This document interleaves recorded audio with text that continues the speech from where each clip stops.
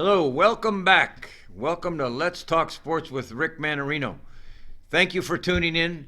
I want to, first of all, thank everybody for your viewership and liking my show, watching the show, sharing it with your friends. I really appreciate that. And I also thank you for watching my NBA show. Check out my NBA show. It's also up. It's a great show. It gives you a lot of insight and input into what's going to go on in the playoffs and who's relevant and who's not relevant. And it's, just like I do Let's Talk NFL, I love to do Let's Talk NBA, particularly during playoff time. As I said, in the next couple of weeks on that NBA show, I'll be giving out some solid betting tips. I mean, as far as playing the NBA this past year, I was very successful. So just a word to the wise, watch that NBA show. If you're watching this one, tune in over there. It's a 20-minute show. It's a lot of information, and I thank you for watching, Let's Talk Sports, but make sure you tune into Let's Talk NBA. Well, let's talk sports.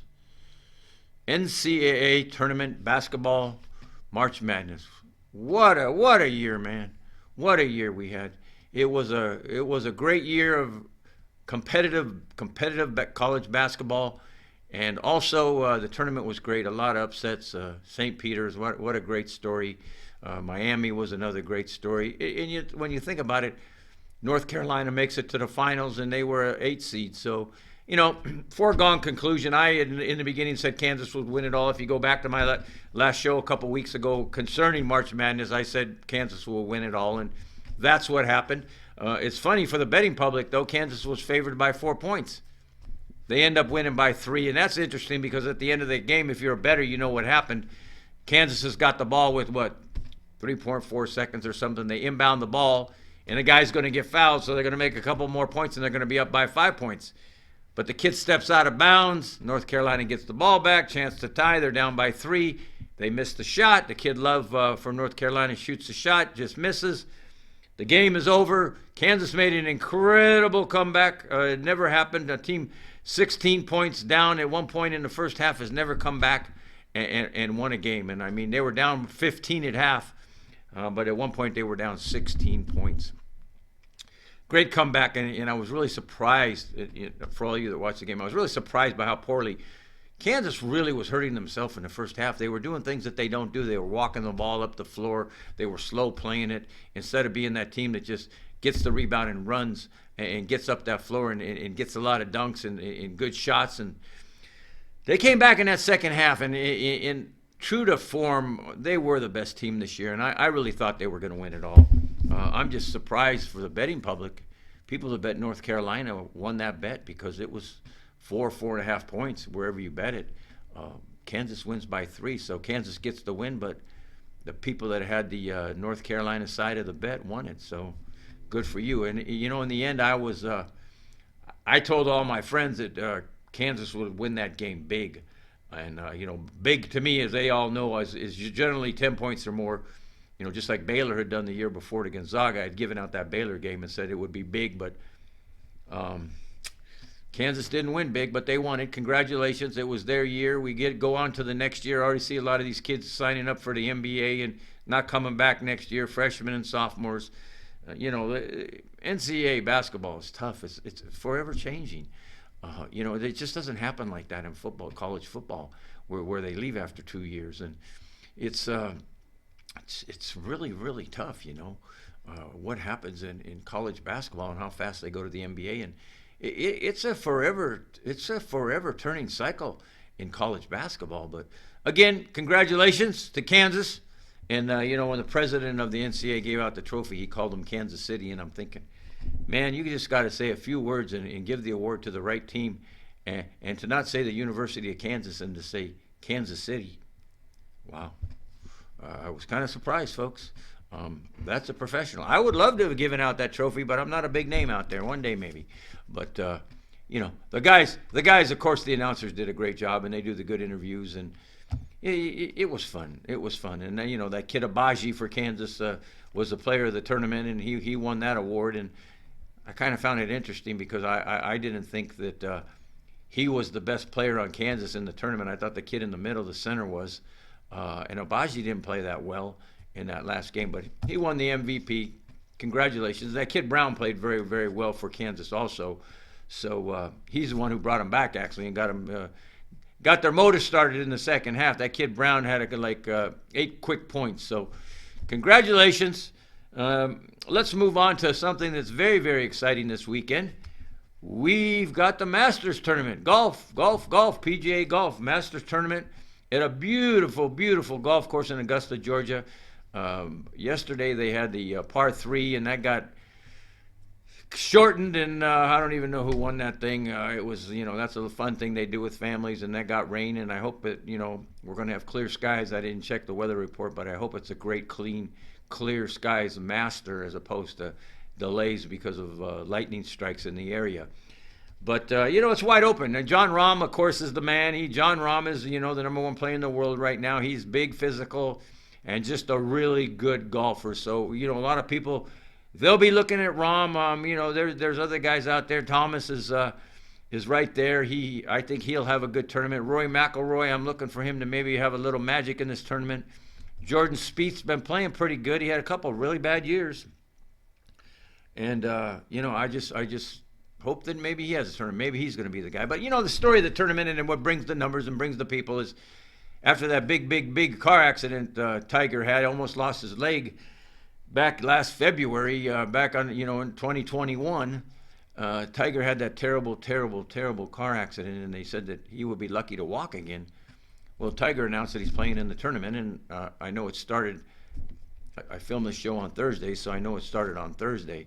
I hope he had a good first round, and we'll be looking to see what he does on the weekend. I hope he's competitive in the mix, but, man, good for Tiger. That's courage. People don't realize that when athletes of that magnitude and that pressure come back from injuries like that, it always does my heart so good, because you realize that that's that athlete that wants to play so bad, wants to be successful so bad, that they work, they set a goal, and they get that goal. And I'm sure his goal was to play again at the Masters, very close to the time he had that very serious injury. And that's what I relish about great athletes. It's not about the fact that they win a lot, that they win a lot of championships. To me, it's about the heart to get there. And I just commend the heart of Tiger coming back. And he doesn't have to do that. He doesn't have to play anymore. His legacy is set. He's had an incredible career. He's already won several Masters. The guy's career is set, but he found a way to come back. I mean, you got to applaud. You got to applaud the man. I mean, that's fantastic. Speaking of applauding people, I watched an incredible documentary last night, and I was just so glued to it. Documentary about Tony Hawk and his incredible stamp on skateboarding. What he has done. The godfather of skateboarding, and the guy who has come up with tricks. I saw a thing in this documentary that he has invented over 100 skateboarding tricks. Think about that, over 100. Well, the story was about, he's skating until the wheels fall off. That was the title. He's 53 years old now, and to see him out there continuing to punish his body, and all his friends, Bob Burnquist, and this great group of guys that came up with him, that competed with him, that he made better, that did so much good for skateboarding and really brought the sport along. I tell people, they laugh. I tell my daughter, first of all, I told her I'm so old I used to go to school on a dinosaur. She just, laughs at that one. Maya, I used to go to school on a dinosaur. That's how old I am. But, yeah, Dad. So, but the truth is, when I started skateboarding, I skateboarded on a wooden skateboard with a little glued sandpaper on there, whatever it was, a grip, and steel wheels, metal wheels, whatever they were. They weren't like they are now. The wheels were a little skinny, looked like, I don't know what they looked like, but they were steel, metal, whatever you call it. That's what I skateboarded on, and you felt every friggin' rock that you hit. But this sport has come so far. Tony Hawk, I mean, the man, I saw one move here that recently that he did, and he fell right on his face, and I mean, he's just bleeding out the face and cut his eye real bad. And I'm like, the guy gets up and he's ready to go again. And he's had, multitude of concussions and broken legs and broken arms and bad shoulders. And he continues to do it. And That's the thing that I love about athletics, and it's always been the thing. You see it in guys like Tom Brady. You see it in guys like LeBron James. You saw it in Kobe Bryant, God rest his soul, back in the day. They were guys that always found a way to rise up after injury, after things didn't go well, after they got hurt, after there was some type of event that put them on the sidelines. It was always the will to come back and to be great. And to watch this, please watch it. If you get a chance, it's an HBO show, and I watched it last night. I was lucky, I'm a channel flipper. I'm constantly flipping channels. I don't watch commercials. I'm a bad guy for commercials. And I happen to be at HBO, and all of a sudden I see this Tony Hawk documentary. And I watched this thing, and I mean, like, what a dude. I call a guy like that a dude. He's a real dude, man. Those are guys that step up and continue to be what they are. And I've never been, an athlete like them, but I've been that guy that never stopped working out and finding a way to work out no matter how tough injuries were or how hard I had to work to come back. And I look up to those people because I'm different than them, but I've done what they've done. And I know a lot of you have, and so many of you guys like athletics and bike riding and running and lifting weights and paddling, whatever it is you do, getting out in a canoe, whatever it is you do, hiking, mountain climbing, scaling mountains, whatever it is you do, kudos to you. The athlete that keeps going, that's older, that pushes themselves to be better, even though they're hurting, man, I look up to that type of athlete, and I know that's who I am and what I am. So, Tony Hawk, man, it was great to watch that documentary. You are a legend, dude. 53 years old and still skateboarding and doing those 900s and 750s and all those crazy, crazy tricks. Tony Hawk, one last time, I look up to you, man. You are the dude. You are the dude, and your buddy Bob Burnquist, who you competed with so hard, another one. Just crazy guys that just keep going. What shall we talk about now? Oh, wait a minute. Opening day baseball. Major League Baseball starts today. I know the only game I was interested in, I think there's about 8 games today. And, everybody starts playing tomorrow. But Yankees, Boston, tonight. Series coming up. Good way to start the season. I'll be watching Yankees, Boston. I think the Yankees are going to have a good year this year. I want to see the Yankees get back to the World Series. I'm a big Aaron Boone fan, and I hope the Yankees, they struggled last year with injuries, but they got some nice players. They brought in some good guys. They brought in Josh Donaldson. I know he's a little older. He had a great career in Toronto, but I'm hoping that Josh Donaldson gets it up for them and has a good year. And they got rid of their catcher there, and they brought in some new people, but you still got Aaron over there, Aaron Judge. And I was watching spring training ball night before last, and he hit a three-run dinger. So, I hope that the Yankees got enough pitching. That's my concern. Do you have enough pitching? We know the Mets have enough pitching, but everybody's getting hurt. I mean, what do they got? Scherzer's out, and DeGrom is out. They're both injured already. So, they got the 2 big dogs over there in Mets organization, and 2 of the best pitchers in the game, and they're both hurt. So we'll see what happens. Dodgers, of course, loaded. They lost Corey Seager, but they're still fine. They got most of their club back. They picked up Freddie Freeman. Huge pickup. Huge. And most of their ball club, they retained. But, I think the Dodgers are just going to be fine. I think they have too many great players, to be honest with you. Going to be a good year. And, San Diego and the Giants are trying to compete. And the Giants had that big year last year. I don't believe the Giants have even close to that kind of year this year. Not even close. San Diego, they keep trying to get in the mix, and for some reason don't get there. Colorado, another team. You got the Phillies, and they got one of the best ball players in the game. And Washington, after that World Series year, they were so terrible. Let's see what happens with baseball. You got a lot of teams. They got new players, and trying to move.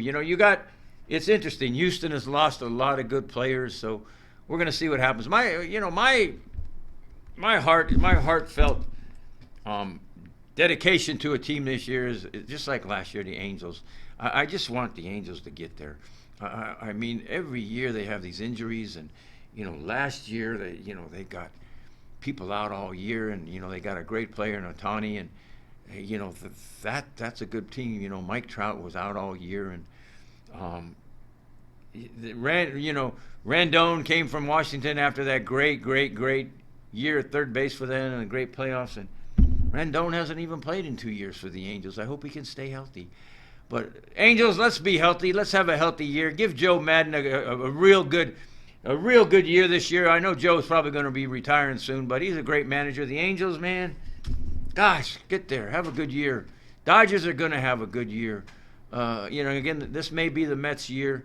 I was at the market the other day and I saw a Yankee fan and had the Yankee hat on, jersey, and I said, man, the Yankees are going to have a good year this year. I think the Mets are going to have a good year. And, of course, true to a Yankee fan, related to a Met fan, said, the Mets will blow it again this year. The Mets are no good. It's the Yankees. The Mets are no good.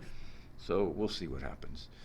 Toronto played pretty good last year, just like their basketball team this year. But the Blue Jays, maybe it's their year. Maybe they're going to come up.